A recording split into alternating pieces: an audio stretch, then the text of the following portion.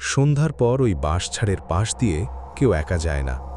গ্রামের বৃদ্ধরা বলতেন রাত গভীর হলে সেখানে অদ্ভুত আওয়াজ শোনা যায়। আজ আবার শুনতে পাচ্ছেন শব্দটা? ভয়ের আরেক নাম ভূত.com।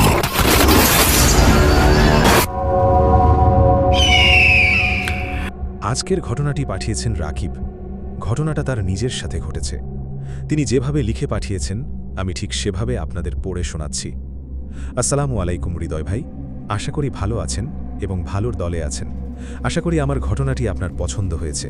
যদি পছন্দ হয়ে থাকে তাহলে ঘটনাটি পড়ে শোনাবেন আর বলে দেবেন কবে ঘটনাটি ছাড়বেন। আমার নাম রাকিব হোসেন। আমাদের বাড়ি নেত্রকোনার কলমকান্দা উপজেলার ছোট্ট একটি গ্রাম। বড় বাড়ি, চারদিকে ধানক্ষেত, মাঝখানে কাঁচা রাস্তা, আর গ্রামের এক প্রান্তে বিশাল একটা পুরনো বাঁশঝাড়। ছোটবেলা থেকেই শুনে আসছিলাম সন্ধ্যার পর ওই বাঁশঝাড়ের পাশ দিয়ে কেউ একা যায় না। গ্রামের বৃদ্ধরা বলতেন রাত গভীর হলে সেখানে অদ্ভুত আওয়াজ শোনা যায়। কিন্তু আমি এসব বিশ্বাস করতাম না। আমাদের পরিবারে ছিলাম আমরা 5 জন। বাবা আব্দুল কাদের, মা রাশিদা বেগম, ছোট বোন মিম আর দাদি। সংসারের বড় ছেলে হওয়ায় পাশের বাজারে একটি ওষুধের দোকানে চাকরি করতাম। প্রতিদিন রাত 10:30টার দিকে দোকান বন্ধ করে বাড়ি ফিরতাম। সেদিন ছিল বৃহস্পতিবার। হালকা বৃষ্টি পড়েছিল, রাস্তা প্রায় ফাঁকা। রাত তখন প্রায় 11:30টা। হাতে একটা টর্চ ছিল। বাঁশঝাড়ের কাছে পৌঁছতেই হঠাৎ চারপাশ অস্বাভাবিক নীরব হয়ে গেল। ব্যাঙের ডাক নেই, ঝিঁঝি পোকার শব্দ নেই, শুধু বাঁশের পাতায় হালকা শোঁ শোঁ শব্দ। আমি হাঁটছিলাম। হঠাৎ খুব পরিচিত একটা কণ্ঠস্বর শুনলাম। রাকিব, দাঁড়াতো। কণ্ঠটা একদম আমার মামাতো ভাই সোহেলের মতো। আমি অবাক হয়ে পিছনে তাকিয়ে বললাম, কে? সোহেল, তুই? কিন্তু পিছনে কেউ ছিল না। আমি ভেবেছিলাম হয়তো ভুল শুনেছি। আবার হাঁটতে শুরু করলাম। মাত্র কয়েক কদম এগোতেই এবার আরও কাছ থেকে সেই একই কণ্ঠ, রাকিব, এদিকে আয়। এবার আমার বুকের ভেতরটা কেঁপে উঠল। আমি টর্চের আলোটা পিছনের দিকে ফেললাম। আলো শুধু বাঁশের কাণ্ডে গিয়ে পড়ছে, কিন্তু মানুষ নেই। মনে হচ্ছিল কেউ যেন আলো এড়িয়ে দাঁড়িয়ে আছে। আমার বুক ধড়ফড় করতে লাগল। তবুও নিজেকে বোঝালাম হয়তো কেউ লুকিয়ে মজা করছে। আমি আবার বললাম, কে? বের হয়ে আয়। কোনো উত্তর নেই। ঠিক তখনই বাঁশঝাড়ের একেবারে ভেতর থেকে একটা শুকনো বাঁশ ভেঙে পড়ার মতো শব্দ হলো। আমি চমকে উঠলাম। এরপর এমন একটা ঘটনা ঘটল যা আজও মনে করলে শরীর কেঁপে ওঠে। হঠাৎ আমার টর্চের আলো কয়েকবার জ্বলে নিভে একেবারে বন্ধ হয়ে গেল। চারপাশে তখন ঘুটঘুটে অন্ধকার। আমি মোবাইলের ফ্ল্যাশলাইট জ্বালাতে গিয়ে দেখি ফোনের ব্যাটারি বিকেলে 80% থাকার পরও একেবারে বন্ধ। এবার সত্যিই ভয় পেয়ে গেলাম। আমি দ্রুত হাঁটতে শুরু করলাম, কিন্তু অদ্ভুতভাবে মনে হচ্ছিল আমি যত হাঁটছি ততই যেন বাঁশঝাড় শেষ হচ্ছে না। হঠাৎ আমার ডান পাশ থেকে খুব নিচু স্বরে কেউ বলল, এত তাড়াহুড়ো করিস না।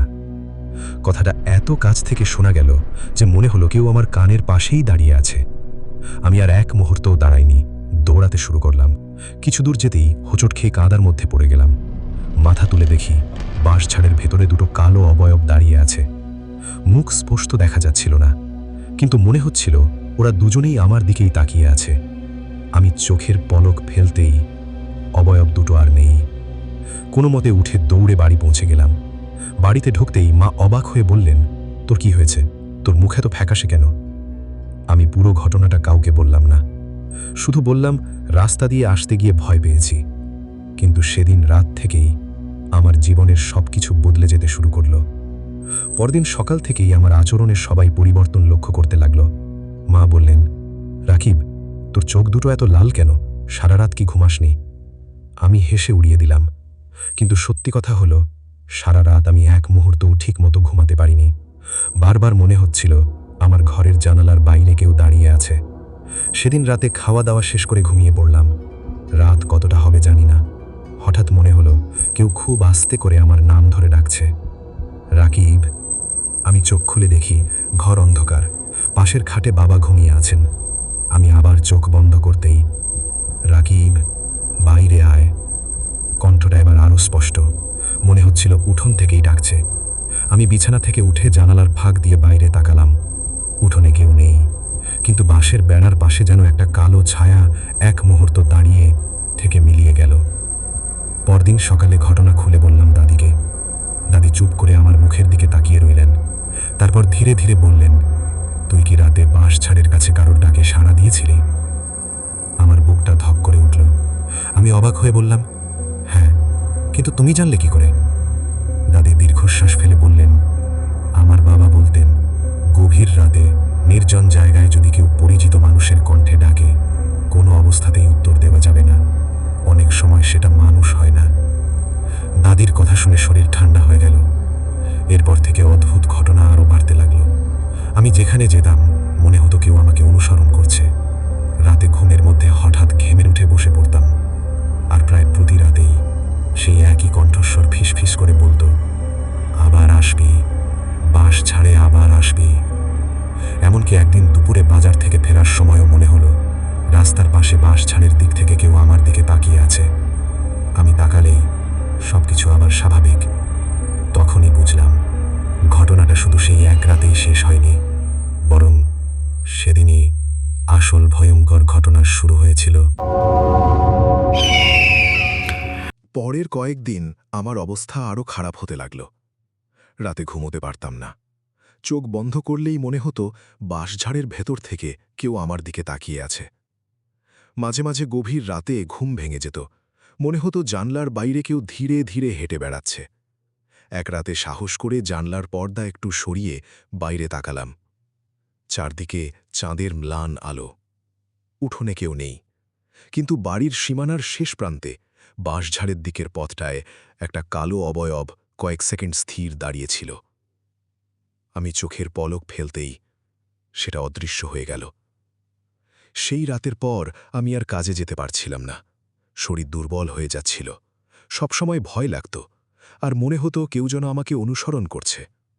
আমার এই অবস্থা দেখে বাবা গ্রামের একজন অভিজ্ঞ কবিরাজের কাছে নিয়ে গেলেন। তিনি আমার সব কথা মন দিয়ে শুনলেন। তারপর কিছুক্ষণ চুপ করে থেকে বললেন, রাতে নির্জন বাঁশঝাড়ের কাছে অচেনা ডাকে সাড়া দেওয়া ঠিক হয়নি। এরপর থেকে মাগরিবের পর অকারণে বাইরে যাস না, আর রাতের বেলা নির্জন পথে একা চলবি না। এরপর তিনি আমার জন্য দোয়া পড়ে ঝাড়ফুঁক করলেন, এক বোতল পানি পড়া দিলেন, আর একটি তাবিজ দিলেন সঙ্গে রাখার জন্য। তিনি আরও বললেন, ভয়কে মনে জায়গা দিবি না, নিয়মিত নামাজ পড়বি, দোয়া পড়বি, আর আল্লাহর ওপর ভরসা রাখবি। অদ্ভুত হলেও সত্যি, এরপর ধীরে ধীরে আমার অবস্থার উন্নতি হতে শুরু করল। রাতের সেই ফিসফিস শব্দ আর শুনিনি। জানলার বাইরে সেই ছায়ামূর্তিকেও আর কখনো দেখিনি। আজ এই ঘটনার প্রায় 7 বছর হয়ে গেছে। এখন আমি মোটামুটি সুস্থ আছি, আর এসব কিছু চোখে পড়ে না। তবে আজও গভীর রাতে কোনো নির্জন বাঁশঝাড়ের পাশ দিয়ে যেতে হলে অজান্তেই আমার হাঁটার গতি বেড়ে যায়। কারণ আমি জানি, সেদিন রাতে আমি যা শুনেছিলাম সেটা যদি মানুষের ডাক নাও হয়ে থাকে। শুনতে পাচ্ছেন শব্দটা? ভয়ের আরেক নাম ভূত.com।